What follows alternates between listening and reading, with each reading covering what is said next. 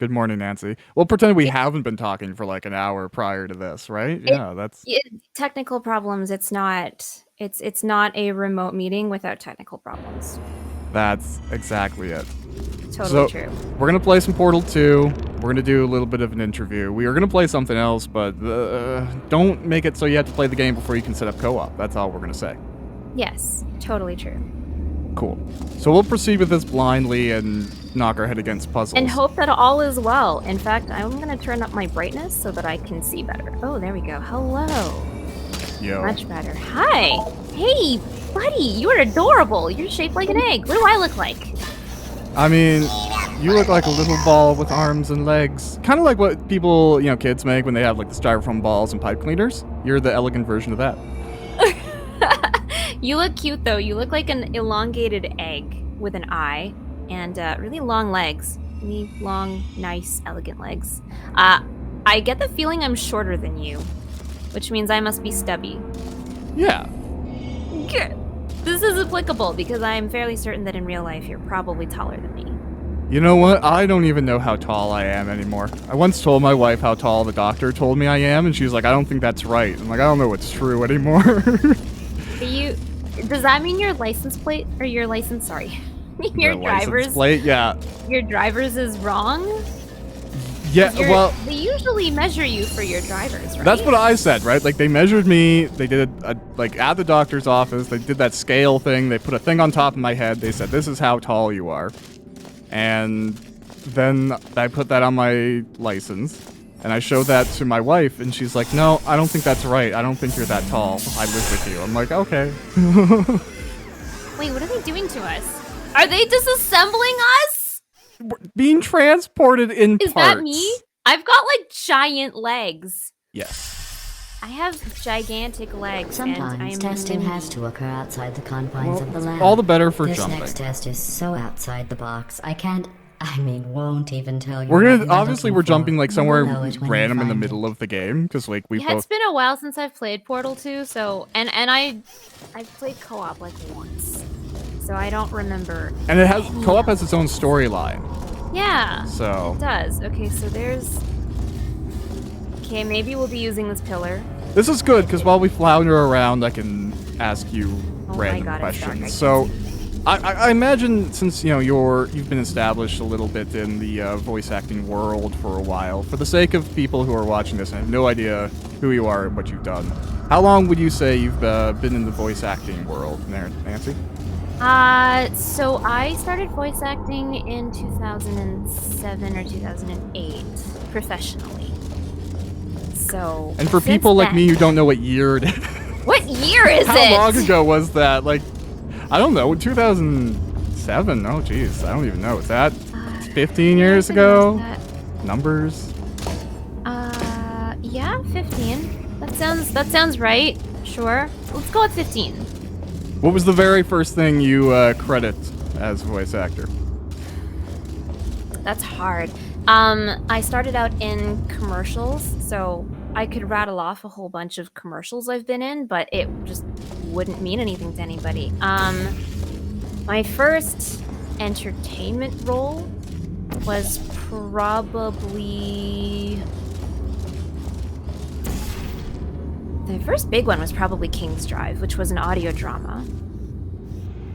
And I really liked that project because it was written in such a way where the ending does not make it clear which way the right one is. If there even is an answer. Oh, hello. Okay. How'd you get down there? There's like a broken window, and there's a wall here. Oh, what? Yeah. Okay, well, I've got blue up here. Do you want to, like, open up an orange and I can jump through? I accidentally touched the thing that destroys my portal. Shit. So you'll want to... Oh, I keep on signaling. But I got it from up there myself, so you should be able to get the same angle yourself. So just shoot your purple here. Oh, clever. Yeah. I didn't even see that. Whoop. So unreliable narratives, that's kind of what you started off with artistically there? Yeah. That's fun. Yeah. Have you ever done any writing or directing for a project yourself? I love directing. It seems to be something I have a general knack for. But generally I aid in directing. Like it's really not like my material that I'm helping bring to life. It's usually someone else's project and I'm just helping direct, or I'm helping them edit. Editing is pretty important when it comes to hold for countdown. What? Oh. What does that mean? Well, we have to do these at the same time, I believe.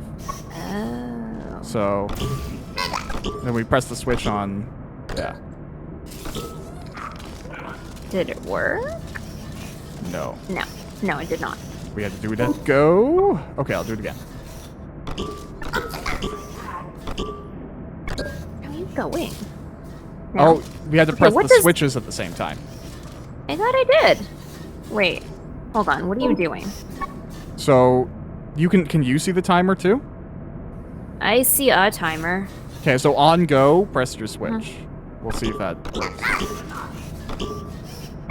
Oh wait, maybe it's not what I think it is. What are you using to press the switch? E. E? E. E. That makes more sense. Okay. No Game was worries. telling me to press F, and I was like, why am I pressing F? Oh, That F doesn't is make the thing you can use to create the timer if you hold it. Yeah.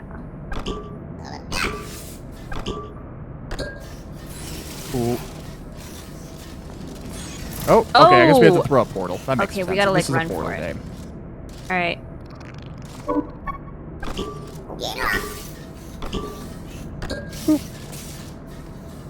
Nope. Nope, nope, nope. Okay, let's try that again. Run for it!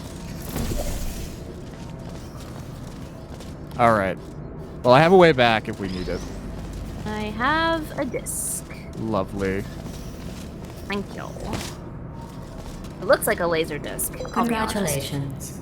You managed to complete this absolutely We can meaningless feel test. successful. Oh, I almost forgot. Now, in the When you go capacity outside of the On the testing Line, boxes, you've the only been way I can insofar retrieve you is to playing violently Illkat. We're at the disassemble you, eve of the then second carefully chapter reassemble coming you. out, so the Luckily, audience is only you getting to don't know feel so much pain. about your At any character rate, in so you far. don't have a way to But communicate how have you that you feel enjoyed pain. that I character consider that a specifically? failing, by the way. Oh, also we don't. Thanks, GLaDOS. Illkat seems... I somehow have hit that really sweet spot that artists love when you are cast in a character that really strongly portrays who you are. Thank you for And completing the testing Illkat courses. feels very If you much enjoyed your like the experience, person I you would may now play re-enter if the I testing were course also of your into choice. MMO. Sure.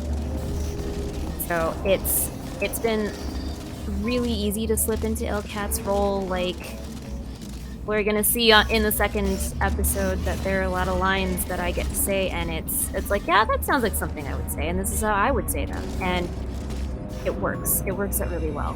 You're not really having to struggle with the idea that, oh, this is a character I have a hard time embodying.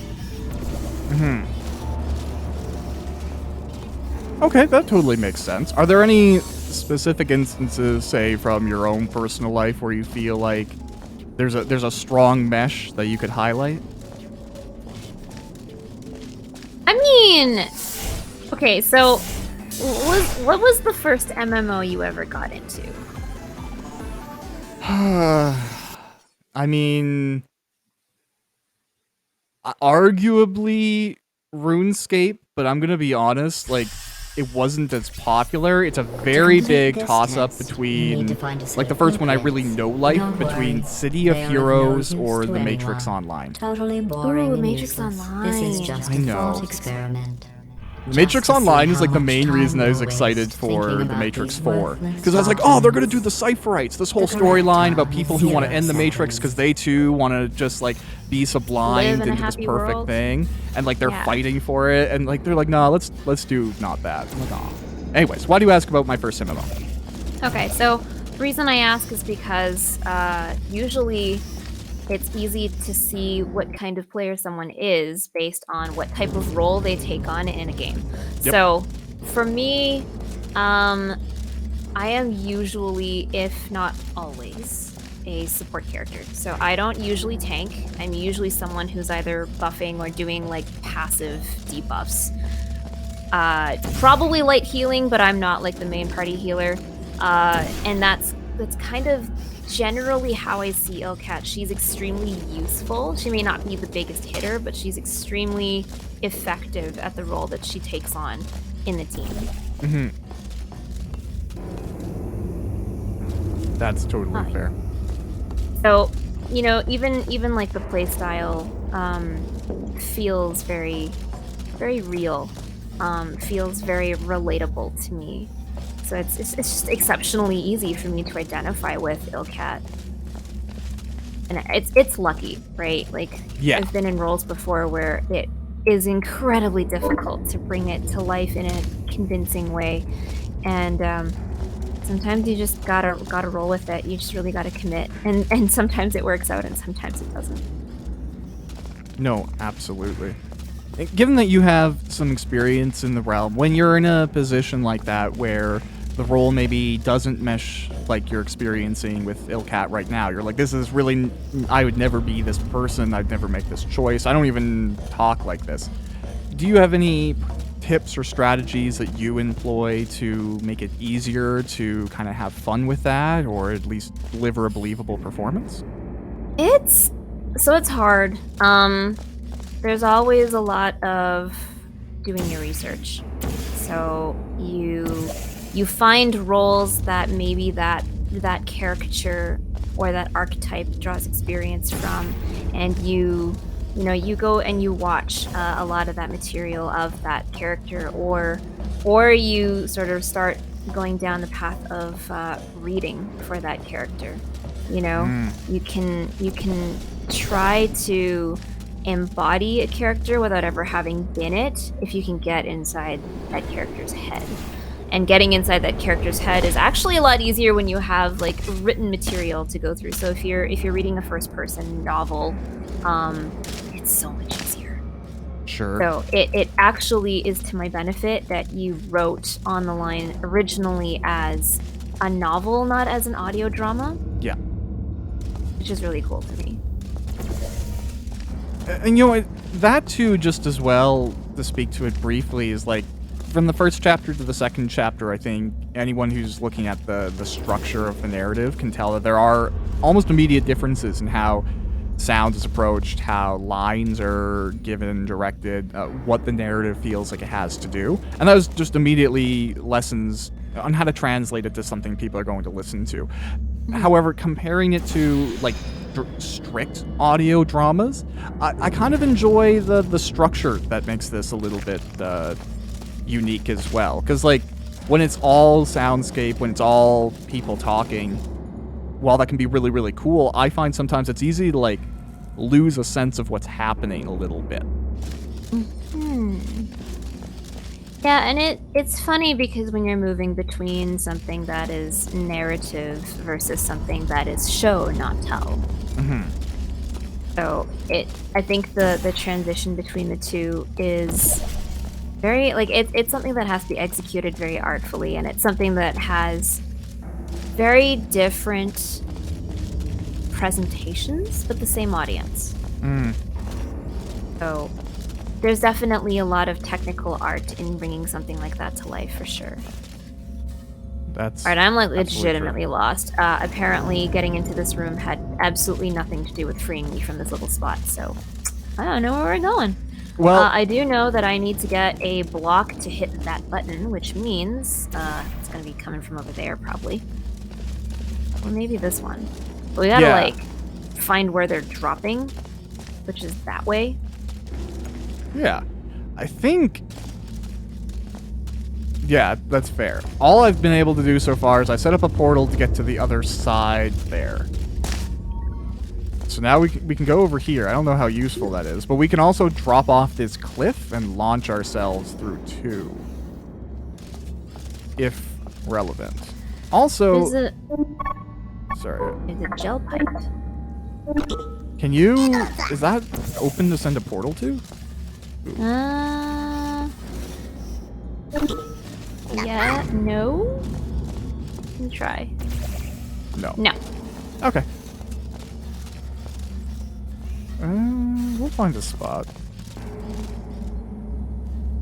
But yeah, I think I've noticed a lot of transition in the way that we've had to adjust the scripting for an audio presentation versus a novel, like a read presentation. And it's been really interesting and a very fun journey. When you started this, you didn't really have the intention of doing it quite this way, but now that we've gone down this road, I get the impression that you like it enough to stick with it. Yeah, it's also just being flexible to what's best for the project. If you go in, and I'm sure you've experienced this as well, and you have one really static idea of what success looks like, you'll miss out on all the things that could potentially be better if you were willing to change and not take it too seriously. Like, as an actor, yeah, actually, I'm curious. Do you prefer actor or actress? Because I know some people prefer actor even if they are female presenting. I think the word actor has become maybe more universally accepted as just like the gender neutral term. Yep. At least that's the impression that I've been getting. So usually when I introduce myself, I say I'm a voice actor. I don't think it's super necessary to draw attention to being of the feminine persuasion when I introduce myself, unless it's a situation where it does feel like I need to have that clarity, just in case there are any possible vaguenesses, perhaps. But like I don't think there would be.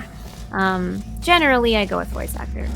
That's actually what's on my business cards. I just got new ones. They're so cute. Ooh, nice. You probably don't want to show it off on screen, but hey, business cards are I great. would if I had any here. They're downstairs, and I don't really want to walk away. This is just really good conversation. Oh, yes. Well, conversation while we debate how to get the cube. We've been able to get to some places.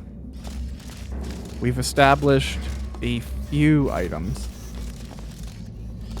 Yeah. Are you in any other projects that you'd like to discuss really briefly right now? I've actually, and it's a pretty good time to ask. Were you like in an anime or something about cards? I sure was. Oh, Briefly talk about that, because like I just saw on Instagram you got like a deck from your fans of your character. Yeah, that sounds cool. That was an amazing time. So OdaFest came back this year. We hadn't had an in-person one in 3 years because of the pandemic. And so OdaFest was back, and it was really lovely. I've made reference prior in like previous years about how much time and energy I had spent trying to hunt down the deck for the character that I played in Cardfight Vanguard G.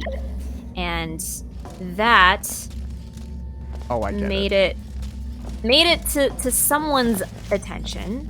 I'm not gonna name them, but there was certainly attention drawn to it, and a bunch of people in the community were just so wonderful. They pitched together to pull Kumi's deck, and I was just like tears, just on the edge of tears, like the whole weekend, because I was so happy about it. Like, I went to Japan. I went to a bunch of card shops in Akihabara, and specifically tried to hunt it down. Like, I asked the staff there how I could put it all together, because Kumi only shows so many of the cards that she uses in the show, so there are a lot of like the card names that I recognize, but I didn't have the full deck, like a full playable deck. So there were a lot of places I went to just to try and find them, and they were like, they don't make this anymore, and like we don't have this. It's a very rare deck to build. And I was like, and it bothered me for ages until very recently. Nice. So I have the deck sitting on the dining table downstairs, along with like a rule book, and the initial rule book you get comes with like this little fold open field map that you can use, and I'm like, this is the coolest thing. That's fantastic. I will learn. Yeah, you will. That's exactly it. And like, the Japanese do a lot of things really well, and one of those things is like cool products and packaging. Just like getting through those boxes and seeing all like the little pamphlets and stickers and other things you get sometimes. I love that stuff. I imported a lot of Monster Hunter things, and like Oh, nice. the stuff they get is just so much cooler. It's true. It So is I do have. I cooler. think I have the solution to this really quickly. So I need you to put maybe just line up your blue one there a little bit, and then also put it on 2. When I go through and drop off the cliff and go through 1, I hit the button with my face, and then it sends the cube up. And if you go the other direction, I think you can grab it. So I'll If show I you go what in happens. Another. Okay.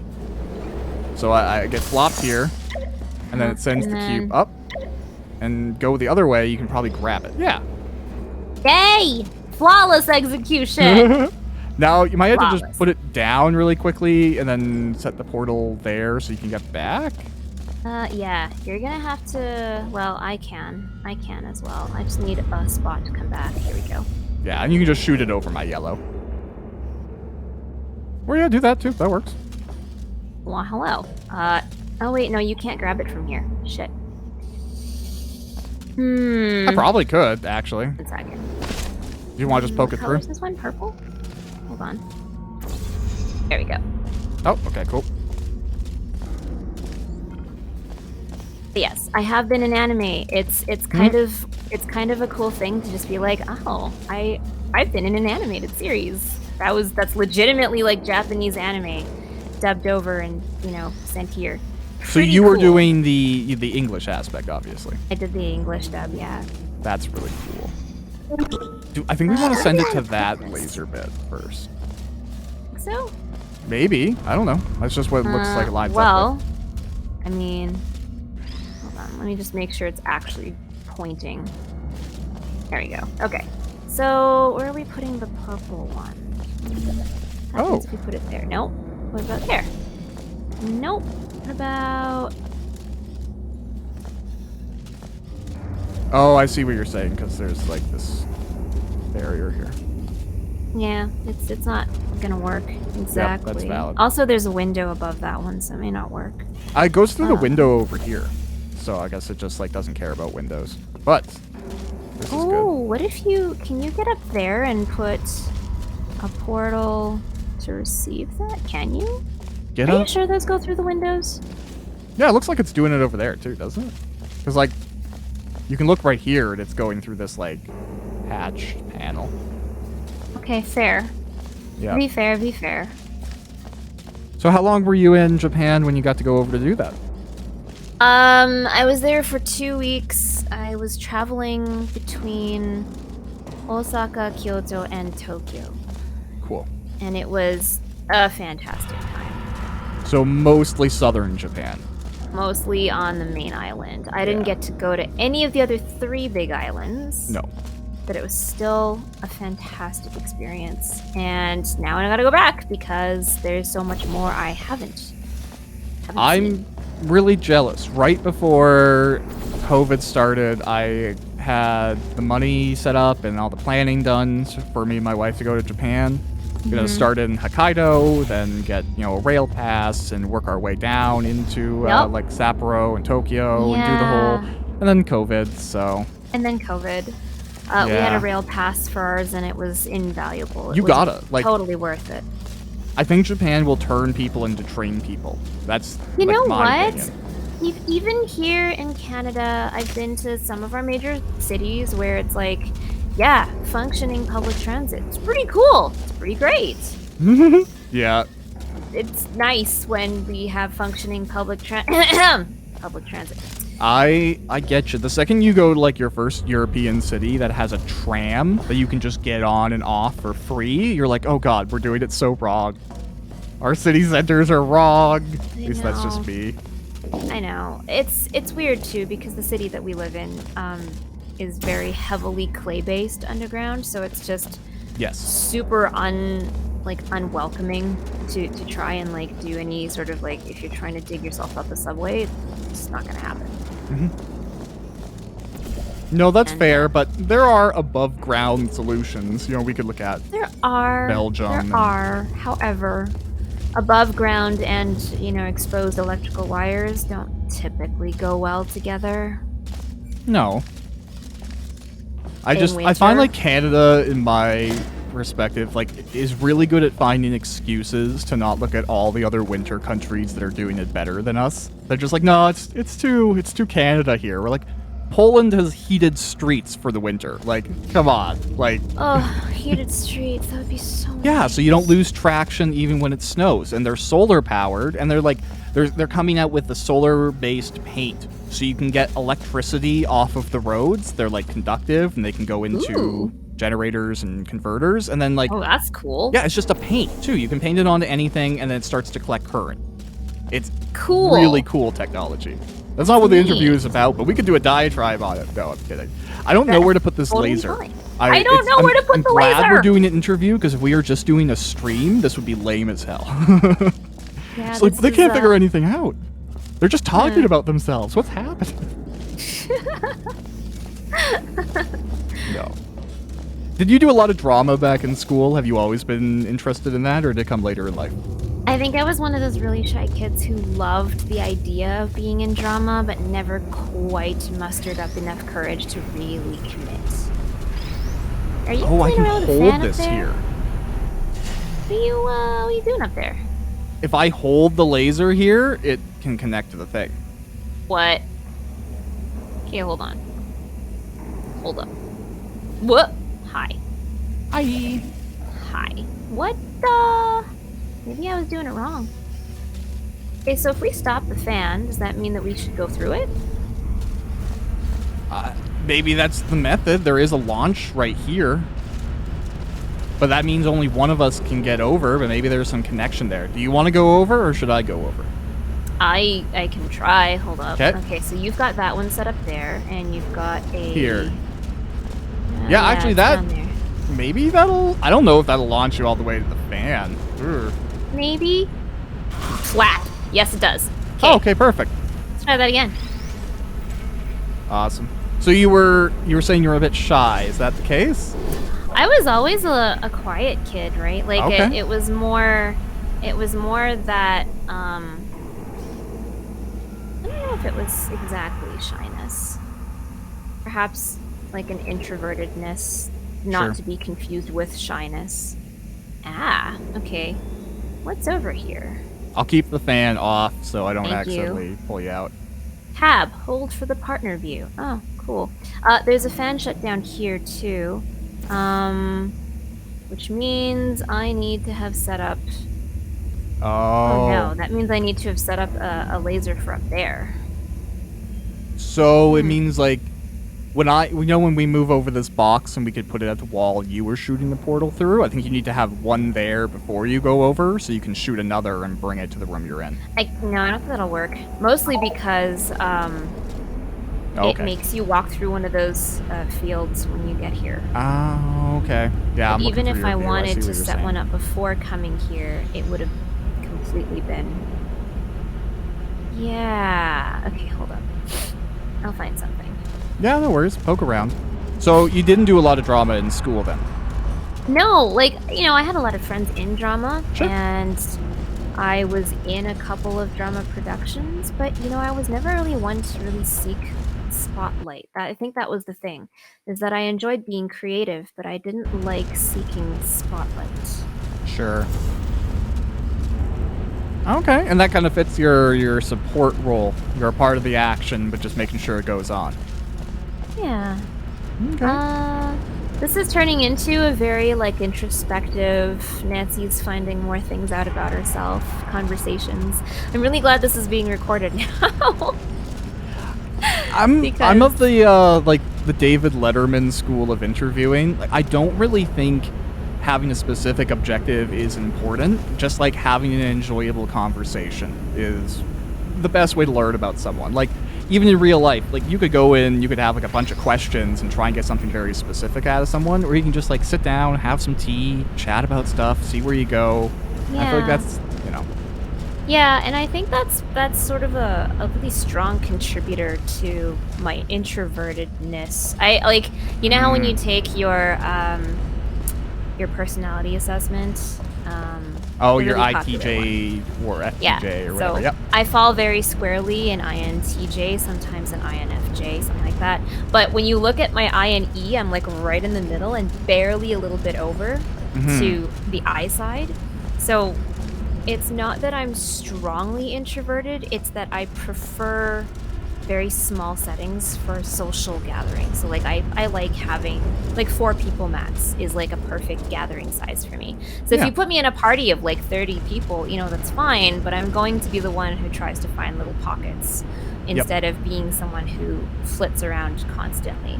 And I find those kinds of settings a little more stressful just because there are so many people around. But I don't know if that's really the pandemicness speaking there. You know what I mean?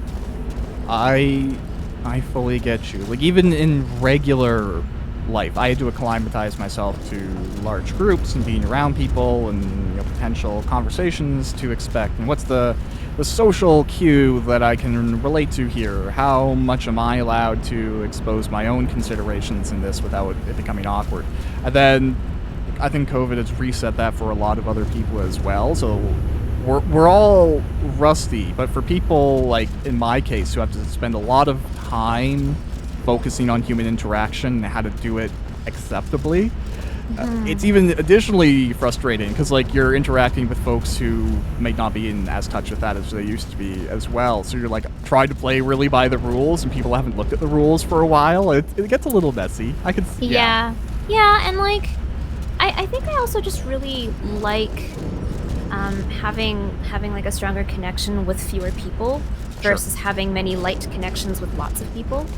So and I find that the artistic community is more where you're going to find that kind of connection anyway. Like, yes, there's definitely a side of actors where it's like, yeah, party, woo!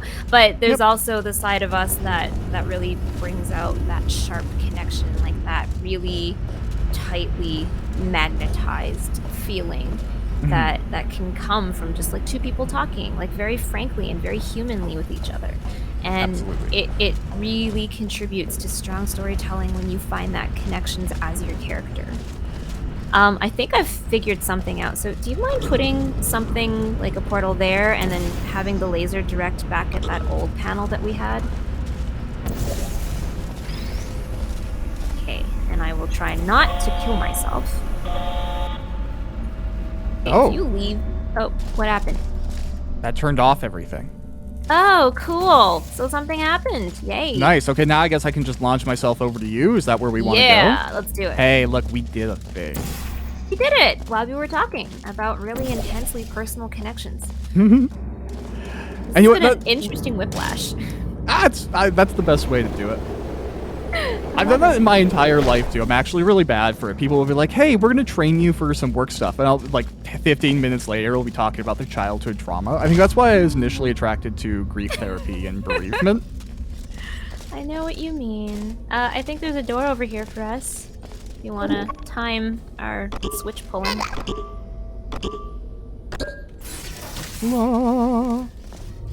But yeah, I think that really contributed to the type of person I am, I guess. Because I am also an intensely analytical person. Yes. I am a software developer for like another job.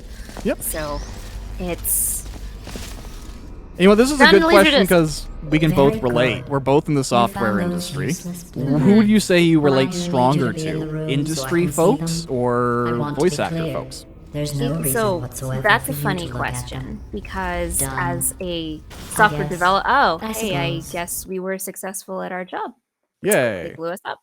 Successful. Hooray. Interestingly enough, I've grown in that side of my career enough to currently sit in a leadership position, which is a little less technical, Welcome back to the Central Hub. but a lot All more test people courses are focused. available. So I You get may to permanently solve the courses at really your make leisure. use of both sides of my professional lives, like my 2 different professional lives. Yep.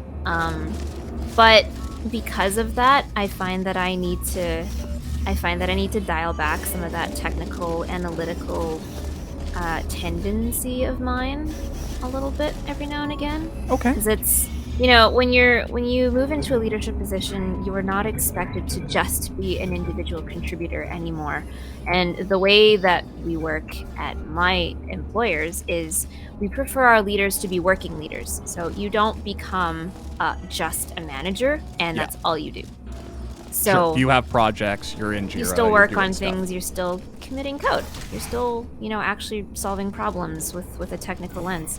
And you don't get to stop that just because you're, you know, also being a leader. Sure. That also doesn't mean that you have to take on the job of 2 people. It's just that you now split your time very differently. Sure.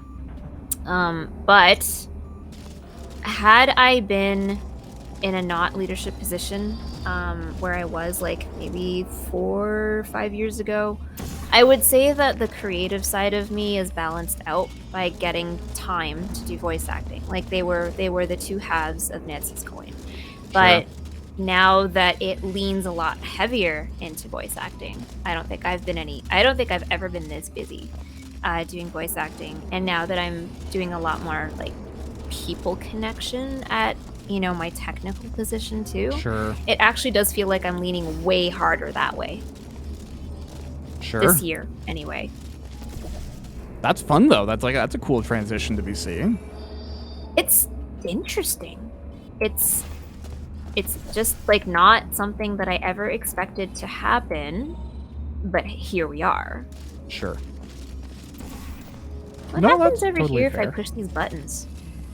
I think these are like, it's a challenge mode. Well, you can try some of those. I think that's what's over there. I mean, I don't really care about challenge modes. I just thought this would be funny to see what this does. Wow! I'm going somewhere. I don't know where. I jumped with you. I think that's where we're headed. Oh, hello. Hey. Hi? Extra courses will take place after the main courses. Oh, okay. So we're not allowed to be here. Exit. Yeah.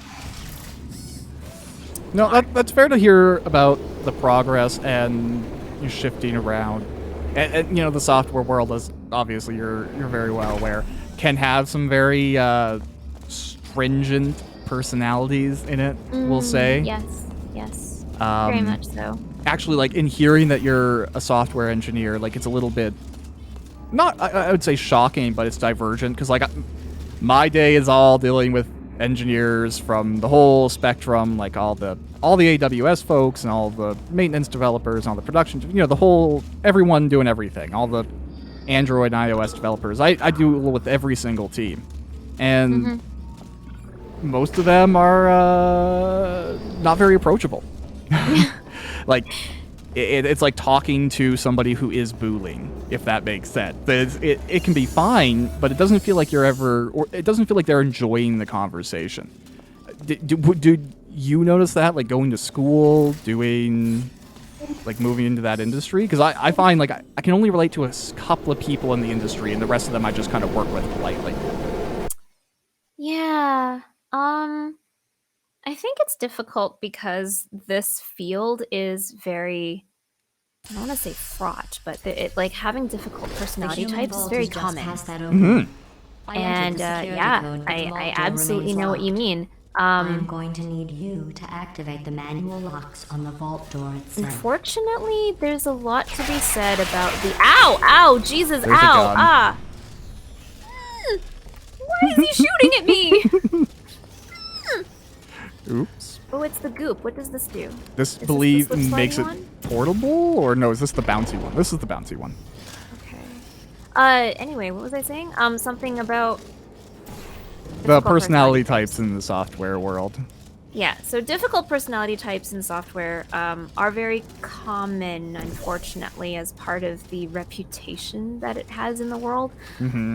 But I strongly think that it has to do with the culture at the places that you work at as well, because Stop you failing. You need to find the There's vault testing, door. don't worry about it. thanks, GLaDOS, real useful there. But it's like my newest position that I've come to after many years of working their company culture is very much one of empathy. Approach, like, we're here to solve problems for the whole world. But oh my god, if we can't approach each other with empathy, what are we doing trying to solve problems for other people? And that is an extremely healthy outlook, I think, on just solving problems in general, because our problems, at the end of the day, are all human-based. It's a problem because it's a problem for a human, and to understand the problem, you need to know why it's a problem for someone.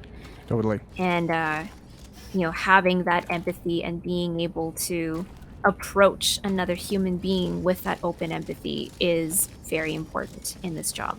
And yes, some people struggle with that, and that's okay. But you gotta want to work on it. And if you don't, then this isn't the culture for you.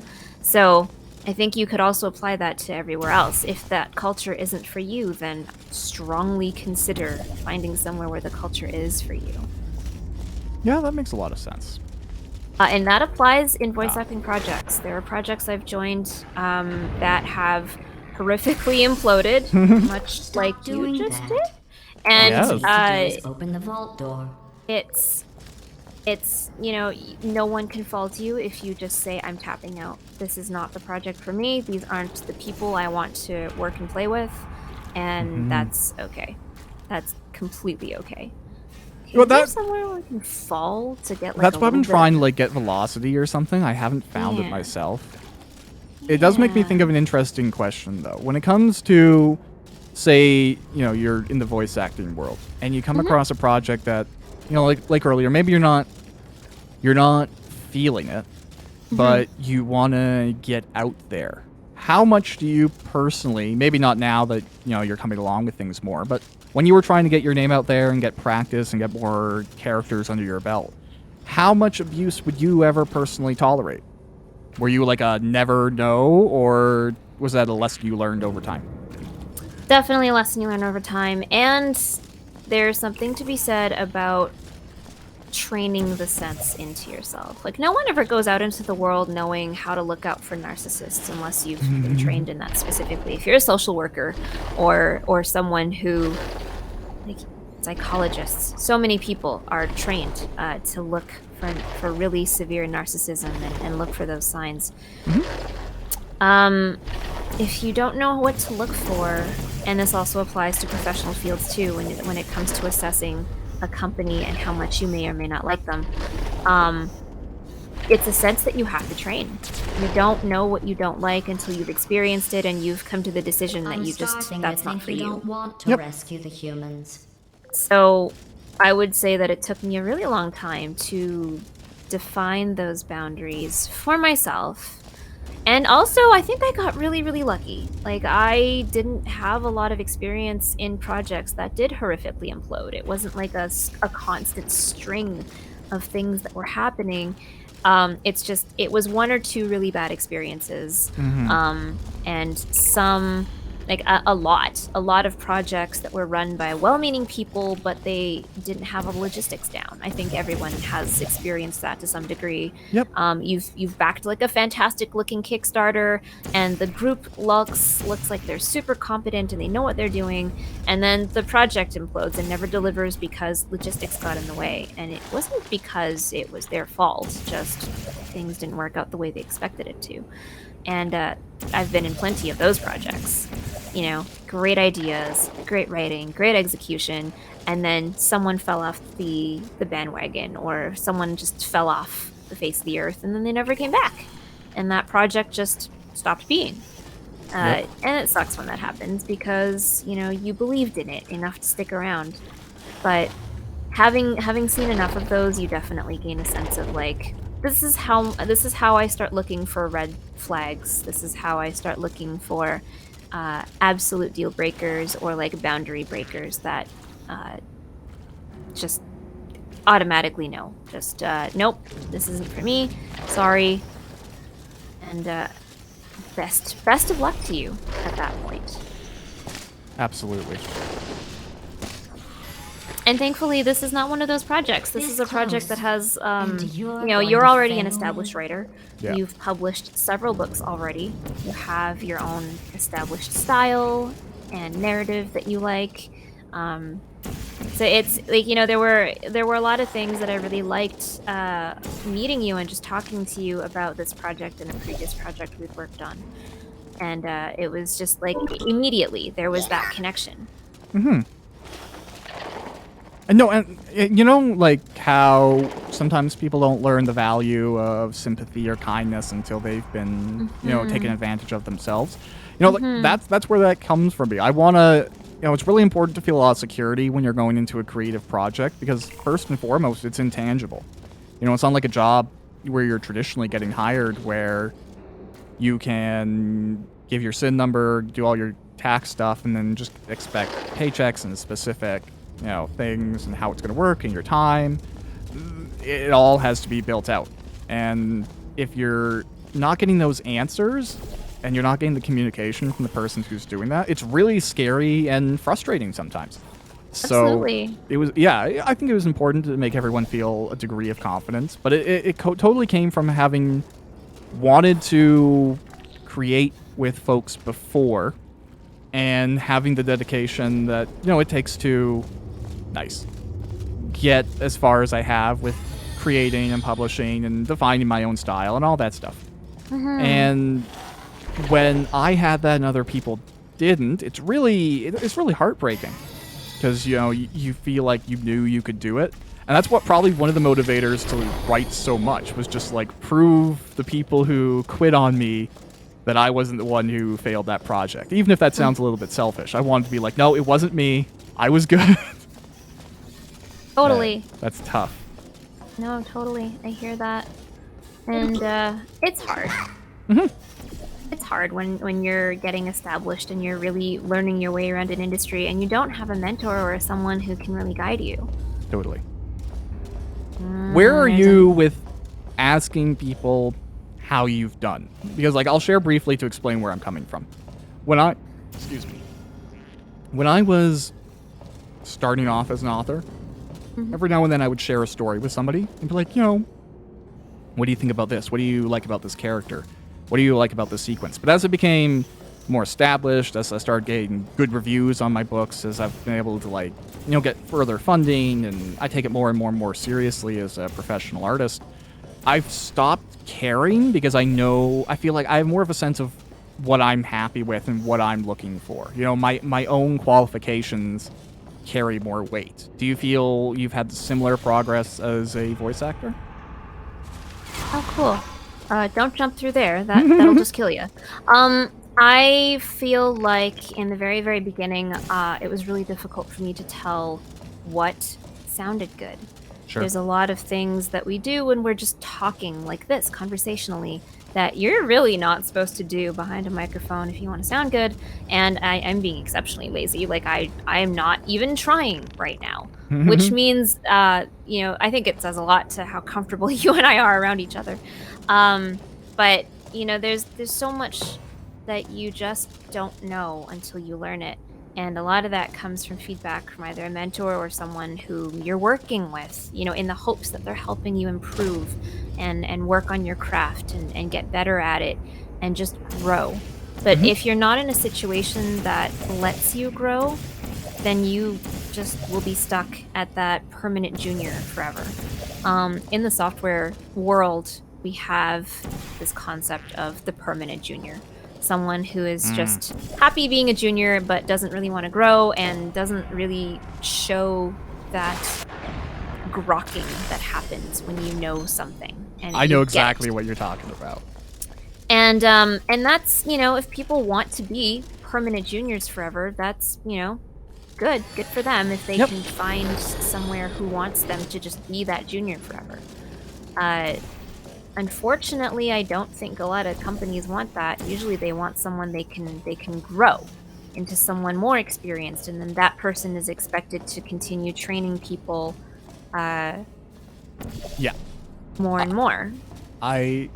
It's crazy how much I understand what you're saying right now, because just the other day I was helping train somebody who has 4 years with the company on me, and I'm 3 promotions ahead of them.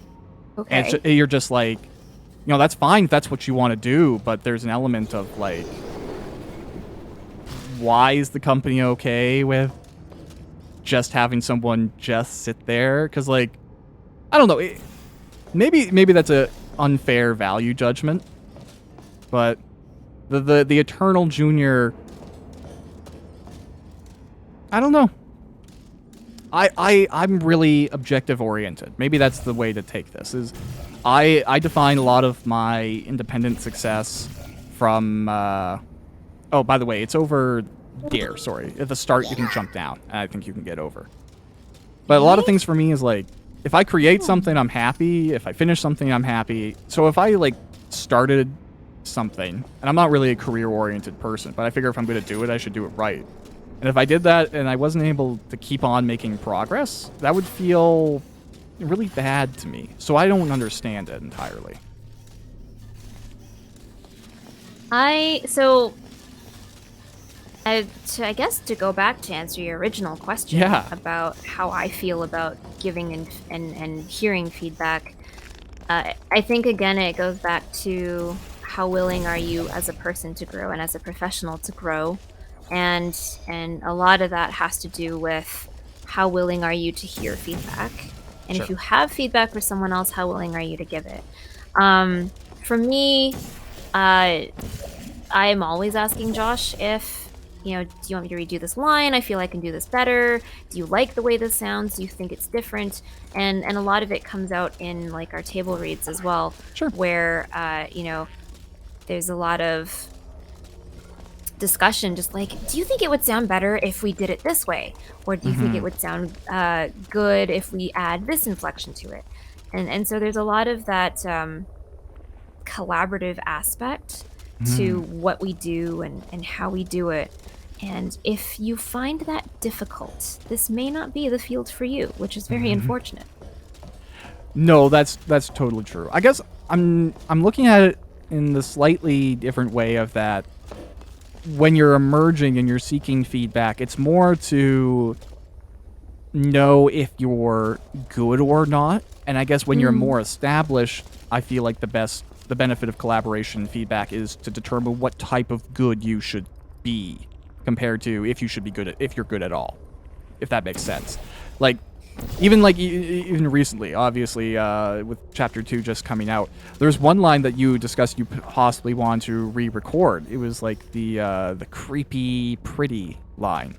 And yes. I wouldn't let you re-record that even if we had time to do it, because I really like your original delivery. I'm like, oh, this fits perfect. Don't you nitpick yourself. It's great. Well, see, and that's another thing, too. It's like, at the end of the day, it's your project. You have to like what I do. Yes. And if we disagree and you say, no, I really want you to sound, I don't know, like there's a line in there and I just really wanted you to sound really disappointed or really snippy.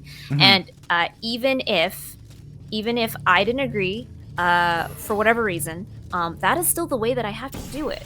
Because I know this is a collaborative project and this is an intensely creative thing that we're doing, but it's still yours at the end of the day. Sure. So, like, you kind of need to know when to relinquish that feedback and just be like, this is how I feel.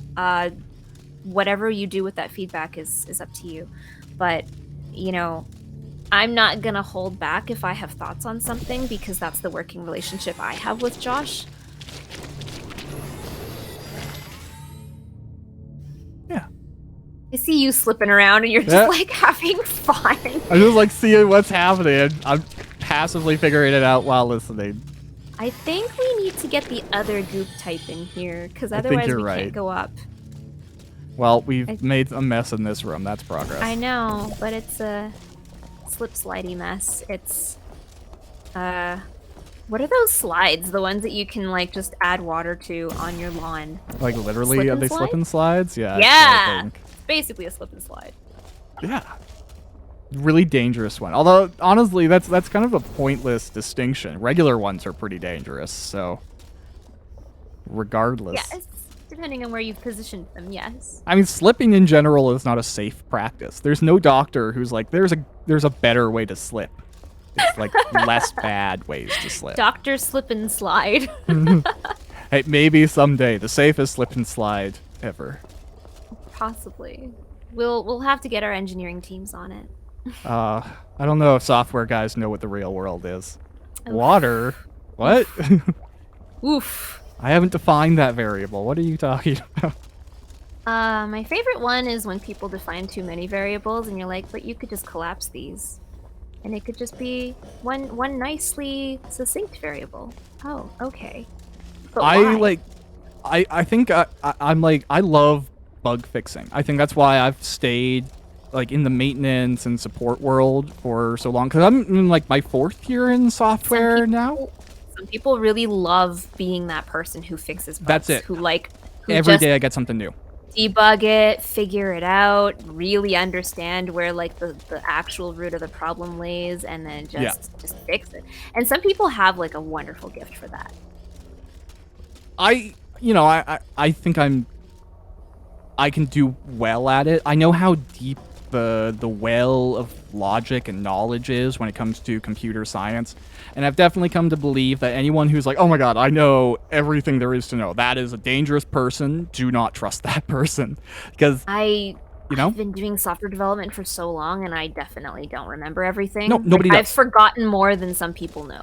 How many years have you been doing software development, let's say? Actually, the same amount of time that I've been doing voice acting. That's I literally got into both professions at the same time. And here's a great question just off the top of my head that proves everyone Googles stuff in the software world.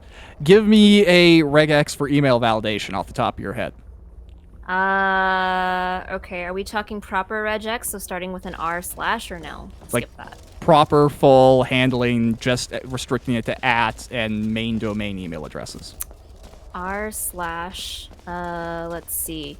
A to Z, uppercase A to Z, 0 to 9, and then close the square bracket. I guess, no, underscores are allowed too. So underscore, dashes are allowed. Yep. I'm trying to think, like, I'm looking at my keyboard right now, and I'm just like, which one of these are allowed in an email? I know exclamation isn't. Are tildes allowed? I think they are. But getting all the restrictions is... I'm gonna say yes, so possibly tilde. Clearly I have challenged your knowledge. Everyone else I know is just like, oh, fuck regex, man. I'm just gonna Google that. Oh my god. I've literally worked in email validation before, so I should know this. Okay, so that's your purview. Hashes are not allowed, $stars are not allowed, percents are not allowed. I don't think dual facet interview. All the audience will get both some interesting voice actor tips and a little bit of IT knowledge. There you go. They've learned for the day. Okay, so I think that's it for special characters. So close the square bracket, and then you have to have an @ You don't need to back escape the @ because I don't think that's a special character in regex. And then it's gonna have to be lower and uppercase A to Zs and numbers. Dashes are allowed in URLs. Underscores are not. Unfortunately. Dots. Well, actually, I use URLs with underscores. Are they special URL? Like, are they domain names? Because domain names aren't allowed to have them. No, they're not main domain names. No, they're like routes out to like links. subdomains. Yeah. I think main domain names aren't allowed to have underscores though. So I'm going to skip the underscore and then dot, and then you're going to have a validated list of actual allowed TLDs, which is a programmatic thing. So you won't be able to regex that part, but you can absolutely regex everything up until the dot. Yeah, totally. And that's all I remember. There you go. Wow. And okay, I'll only make this is it's really humorous to me. Anyone who doesn't know software stuff is like, what is she talking about? Regex looks just like code had a stroke. I feel like that's the best way to explain what regex looks like. It looks like somebody tried to perfectly just mash their hands against the keyboard. It's such a mess. And it's not great, for sure. It's not great. So that's actually pretty impressive. Honestly, I might even be more impressed with that than your voice acting. You're great at that, but damn, knowing regex off the top of your head. Whew. Look at me, impressing on technical and Do you know creative Oracle? aspects. If you know Oracle, I'm like double impressed. Just because, like, not because it's hard, just because it's awful.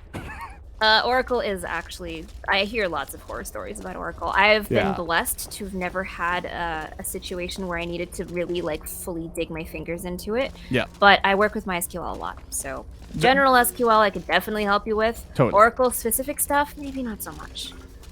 I think SQL is at least 50% of my day. I live in databases.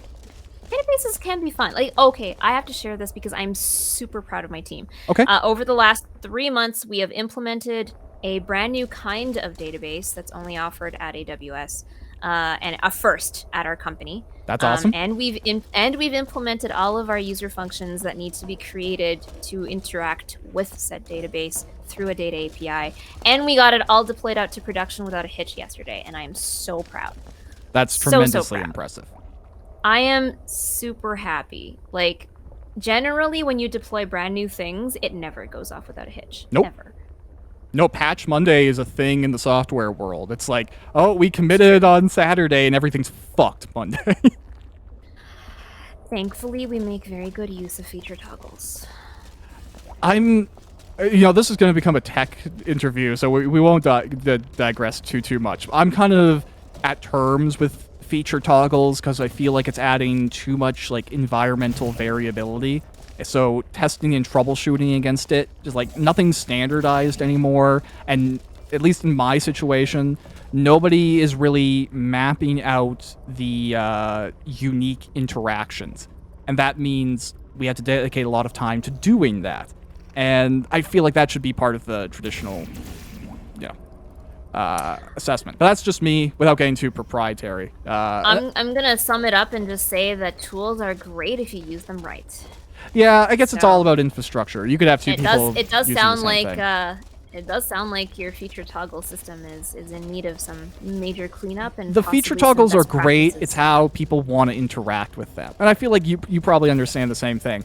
And maybe this is there's even in some symmetry here with voice acting creative projects. Almost any idea can be great. It's really all about execution and the people behind carrying that out. Absolutely. Yeah. Absolutely. And I don't want to say a negative thing. I'm really grateful for my career, and I do work with some really, really intelligent people. The nature of my role being very performance and integrity and uptime focused is that I'm nitpicking everyone's work. So it's just what you do. It's literally your job, though, is Yeah. to nitpick people's work. You find flaws and faults in the code, and you fix them. That's what we're looking for. Is it going to break things? Is it not? There isn't really QA in the script world. Although, you know what? All the lessons I've learned from doing On the Line with y'all, to say it one-on-one, I am really grateful for the experience that you and, Mike and Jux have brought as well. All the different levels and helping the emerging folks come out. But it feels like what I wanted to have happen when I started the project was to bring the skills that I've been working really, really hard to develop into a group where other people have been doing the same thing and see what that collusion brings. Because when you're doing a lot of work by yourself, you know exactly how much you can do, but very much like the software world, even if you're really, really good at what you do, that's only one part of the project. That's only one part of getting it out there, right? Mm-hmm. And it's been really fun to do that, especially going further into like trying to make things as professional as they can be. On that note, I feel like we're getting around an hour here. I don't know if we'll be able to finish this puzzle. Do you have an idea of what to do here? I'm out of ideas. Stuck. What we've been doing is jumping through the game story-wise, so I feel like there's some thing that we should have learned before coming here that we're missing. Possibly? Fair enough. Very possibly. Well, you shout out your awesome team, and hey, congrats on that flawless deployment. I know anything when you're tapping into AWS and like passing off or using their domain event handlers and stuff like that, it can be messy, so it's great that it wasn't. Is there anything you'd like to close on here, Nancy? Anything you want to say? Anything you want to talk about? Any causes you want to shout out? You want to tell the Supreme Court to go fuck themselves? Because that's just happened, and I think everyone's angry about that. Oh, yeah. Absolutely. They can have a giant dusty bag of, I don't know, like glass shards and sand or something just dumped down their pants. All of them. Do you know Bo Burnham? Yes. Okay, reminds me of one of his jokes where he's like, I want you to survive a really, really, really, really, really dangerous car crash and on the way home get an offender bender and like have that kill you. Like just have something horrible happen, then something minute. But that's pretty aggressive. But then again, You know, you kind of wish ill to people who are taking away the rights of other folks. What a hot note to end things on. Is there anything else that you'd like to say? Jeez. I want to say that like what we're creating with this podcast, I see it becoming something so much more than we imagine it from the very beginning. Like we've been recording for what now, like 6 months, 7 months, and there's this really interesting phenomenon that I have observed. We are all people who are tied together by Josh, and now we sort of just feel at home in our roles and in the script. And whenever Josh decides to release a new script, we all kind of just like there's like a mixture of wariness and a mixture of delight that happens whenever we get to sit down for a new chapter read, and it's hilarious. I love it. It reminds me very much of what shooting for like weekly television was like. And like podcasting and radio borrow a lot from shooting for like weekly television production.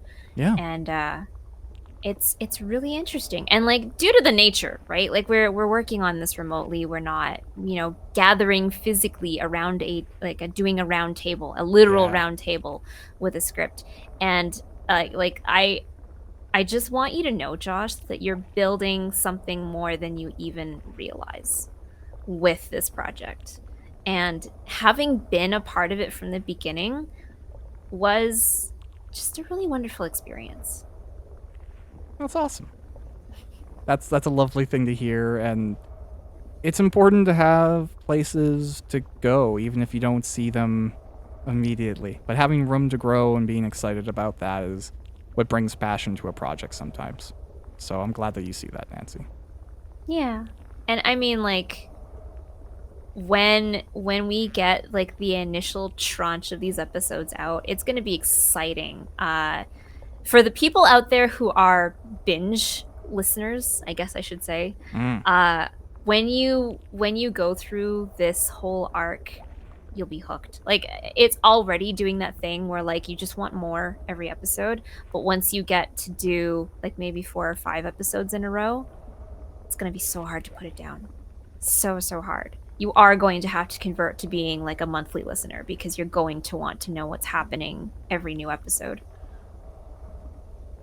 Yeah, I feel the same way. After that first arc concludes, anyone who's listening is gonna keep on doing that. It goes to a really interesting place, and I feel like it sticks the landing there, and that's exciting. So, yeah, love to get more of it out. It's great that we are ahead of the game, so we shouldn't have any concerns releasing it out and letting folks into the world we've been working on for a while. That's awesome. It's exciting. Cool. Well, Nancy, thank you very much for taking some time out of your morning. I know it was a little bit early. I feel like we got to do a little bit of puzzle solving and some good conversation. So, but now this is going to bother me for the rest of the afternoon. Right?